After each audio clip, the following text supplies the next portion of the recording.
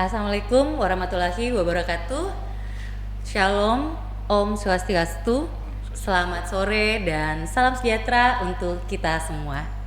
Bersama dengan saya Novita Sambolayu dalam Undipa Podcast Alumni Bicara. Kali ini kita akan bincang-bincang dengan salah seorang alumni dari Universitas Dipa Makassar, yaitu Bapak Ketut Yudana Eskom. Halo, apa kabar Pak?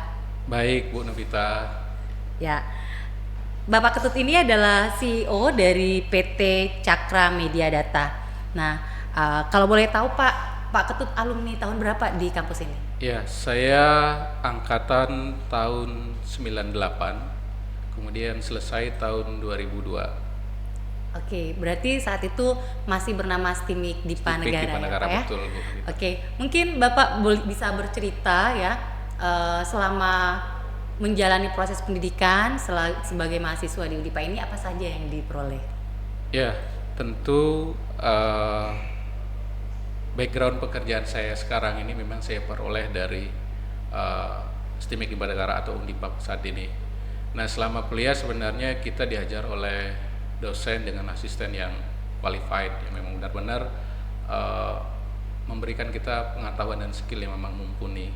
Nah, kemudian pada saat kuliah juga sebenarnya saya sendiri ya, itu menerapkan strategi kuliah sejatinya. Itu jadi memang ada perencanaan kuliah, tidak hanya dijadwal direncanakan, kita sendiri punya jadwal atau rencana strategi sendiri untuk bisa selesai dengan baik. Oke, terima kasih. Jadi di awal bincang-bincang kita sudah ada tips ya dari Pak Ketut bagaimana kita harus punya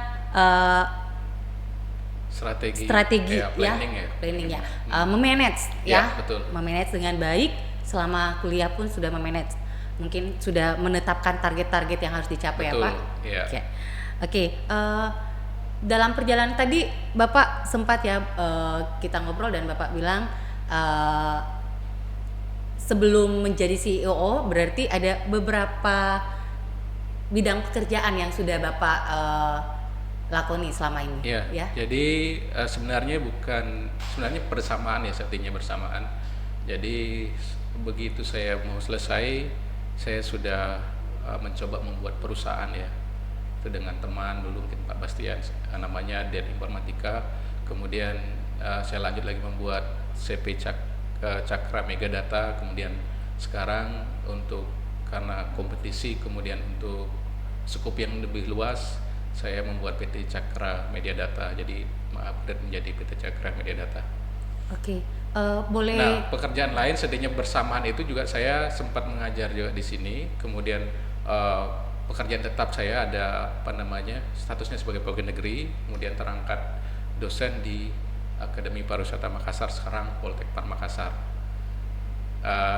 Sekitar 11 tahun kira-kira saya menjadi dosen. Memang ini sudah direncanakan juga, jadi kuliah saya rencanakan, strateginya ada, untuk bekerja juga saya rencanakan, dan itu sudah merencanakan 10 tahun lah kira-kira saya bekerja, saya paling tidak harus sudah mandiri atau membuat perusahaan sendiri. Nah, dari awal ini paralel pekerjaannya, jadi akhirnya pada saat 10 tahun itu saya harus memilih salah satunya. Akhirnya saya fokus ke passion saya.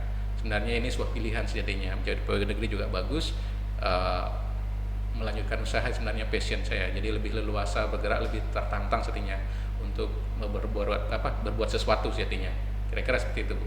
Oke, apakah ada titik balik, ada momentum tersendiri selain sudah menargetkan 10 tahun saya bekerja sebagai PNS, habis itu saya mau mendirikan usaha, atau ada titik balik, ada pengalaman pribadi sehingga langsung mengambil keputusan? Iya, titik balik ini sebenarnya memang ada titik balik sebenarnya. Ini karena kegiatan yang tinggi ya, baik pekerjaan di institusi yang menyita waktu, sejatinya memang harus seperti itu karena memang itu menjadi tanggung jawab. Kemudian tanggung jawab saya sebagai pimpinan perusahaan di perusahaan sendiri itu mengharuskan saya mengambil pilihan. Nah, karena rutinitasnya yang tinggi ini menyebabkan masalah kesehatan sejatinya. Nah, akhirnya saya harus memilih. Jadi ini penting, kalau sudah sakit ya kita tidak bisa ngapain. Akhirnya saya memilih untuk mengurangi beban pikiran, kemudian tanggung jawab. minta pengunduran diri. Kira-kira 2 tahun baru ada approval dari pimpinan untuk bisa disetujui pengunduran diri saya. Jadi karena momen selanjutnya momen sakit dan tanggung jawab sejatinya, baik terhadap institusi sejatinya, kemudian klien saya di luar, kemudian untuk pribadi juga, itu memicu sejatinya. Tapi memang sudah direncanakan kira-kira seperti itu. Dan memang ini butuh pemikiran, perenungan yang dalam untuk berani ngambil keputusan seperti ini. Karena kalau keluarga sendiri itu mengatakan saya gambling istilahnya. Tapi ya saya punya keyakinan bahwa apa yang saya lakukan ini harapannya ya bisa sukses. Dengan tentu ada rencana, ada plan-plan yang disiapkan untuk bisa melakukannya. Memang butuh keberanian mental yang paling penting. Kira-kira seperti itu. Ya, tepat sekali Pak. Jadi sama seperti pemikiran keluarganya Bapak ya, tentunya ini adalah langkah yang gambling kalau memang kita tidak memiliki kepastian ya. Betul. Kita meninggalkan sesuatu yang ada pasti ya, zona nyaman sudah pasti ya. Jadi seorang PNS kemudian membuka usaha, walaupun usaha itu memang sudah dirintis dari awal ya. Betul. Jadi multitasking Pak ya. Oke. Kemudian Pak, mungkin selama tentang CV yang Bapak buat ya, mungkin bisa dijelaskan bergerak dalam bidang apa? Oke, jadi berkaitan dengan background ya, yang saya dapatkan di STMIC, tentu yang saya ambil adalah bidang konsultan IT. Dalam hal ini kita develop aplikasi. Nah, konsentrasinya itu ada di hospitality atau bidang pariwisata. Nah, saat ini kita sudah mempunyai produk yang hampir digunakan di seluruh Indonesia, kemudian ada juga di luar negeri, dan versi terbaru kita, cloud kita ini untuk semua negara sejatinya yang kita persiapkan. Ini lagi kita prepare saat ini, sebenarnya sudah publish. Untuk yang luarnya kita lagi persiapkan tim untuk menghandle-nya. Kalau secara produk itu sudah bersaing, kalau nasional sudah diakui. Oke, mantap. Selamat Pak ya, semoga tetap sukses terus ya. Pak Ketut hadir di tengah-tengah kita saat ini. Beliau kembali ke kampus Undipa sebagai praktisi mengajar ya. Dalam hal ini tadi mata kuliah cloud computing ya Pak ya. Cloud computing, betul. Ya. Oke, mungkin ada motivasi buat mahasiswa atau alumni Undipa Pak dalam podcast ini ya. Mungkin sangat membantu. Baik, jadi Bu Novita, nah penting memang. Jadi saya sendiri sebenarnya adalah support yang paling penting, bagaimana kita memberikan semangat kepada anak-anak, kemudian pada mahasiswa untuk dia berani mengambil tindakan tentu yang positif ya. Nah, semakin banyak motivasi yang kita berikan itu sangat membantu sekali. Karena apa? Pada saat kita lemah, motivasi inilah yang sangat membantu kita. Nah, menguatkan diri, menguatkan jalan, itu pentingnya motivasi. Nah, praktisi mengajar ini sangat penting, memberikan gambaran mengenai realita yang terjadi di dunia industri itu seperti apa. Nah, saya sendiri setinya waktu ini sebenarnya sih kenapa saya membuat itu, yang pertama adalah awalnya itu lowongan pekerjaan ya, sebenarnya lowongan pekerjaan itu semuanya kenapa dari Jakarta. Pada saat itu yang saya melihat, kebetulan saya langganan Kompas, rata-rata semua pekerjaan itu datangnya dari Jakarta. Apakah di daerah tidak bisa? Nah, itulah salah satu memotivasi saya untuk membuat merintis perusahaan dalam bidang konsultan IT yang sampai sekarang masih eksis. Ya, mungkin ada motivasi, kata-kata, pesan-pesan buat rekan-rekan mahasiswa atau alumni yang sementara berjuang dalam hidupnya mereka saat ini. Ya, yang penting yang pertama adalah jangan pernah menyerah. Setiap kesempatan yang ada, momen yang ada, itu harus diambil. Jangan pernah takut. Yang penting kita berusaha untuk belajar, berusaha untuk menyukseskan. Tentu harus dibuatkan rencana strategi yang matang. Gitu. Oke, ya, sangat bermanfaat ya. Bincang-bincang kita kali ini singkat tapi sangat berbobot.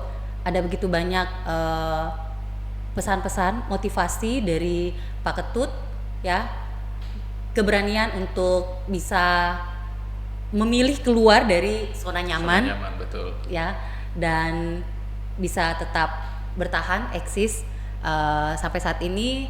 Dan kita juga lihat tadi ya, Pak Ketut, kita sudah dengarkan bersama sharing dari Pak Ketut bagaimana banyak hal sudah diterima selagi kuliah di Undipa dan memanfaatkan waktu dengan bijaksana sehingga proses tidak mengingkari hasil, Pak ya. Betul.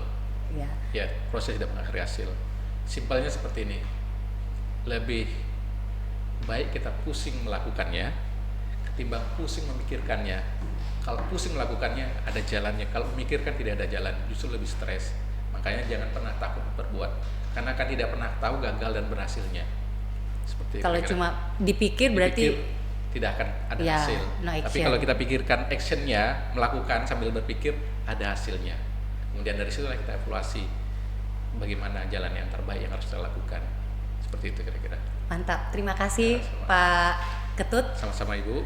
sangat memotivasi kita, saya sendiri dan juga tentunya para pemirsa yang menyaksikan podcast ini. Oke, sehat selalu Pak. Terima kasih. Sama-sama Salam Ibu. buat keluarga. Terima kasih. Sukses dengan usahanya Pak. Amin. Ya. Oke, demikianlah podcast kita pada sore hari ini. Kiranya dapat memotivasi rekan-rekan mahasiswa sekalian yang menyaksikan dan juga dapat menolong rekan-rekan alumni lainnya yang berjuang di dalam usahanya saat ini. Tetap semangat.